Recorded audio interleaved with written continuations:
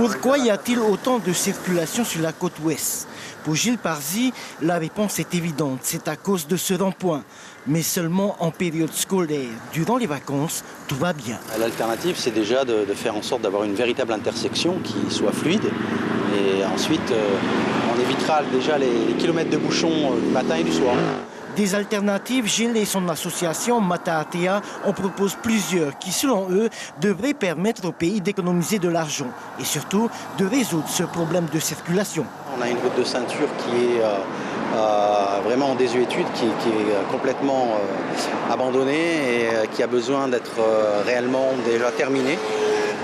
Il y a un gros manque en pistes cyclables, il n'y a pas assez d'abribus, il n'y a pas même de bus, il n'y a pas de voies de dépassement, il n'y a pas de contre-allées devant les écoles, devant les centres commerciaux, etc., qui fluidifient bien sûr la circulation. Ce matin, Gilles a rendez-vous avec Charles, le vice-président de l'association.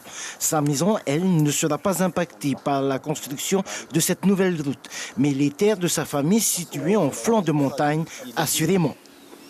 Tout le long, je peux dire tout le long de cette montagne de Paia, il n'y a que des marais. Et des oiseaux pandémiques, voilà, on entend les oiseaux.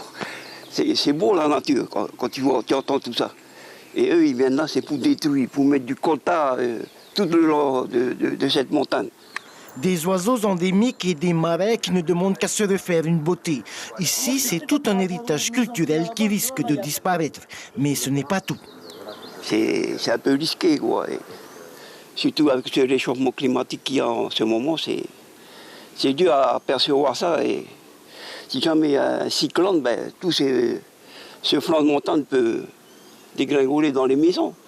C'est un risque à prendre, quoi. C'est vraiment dur à...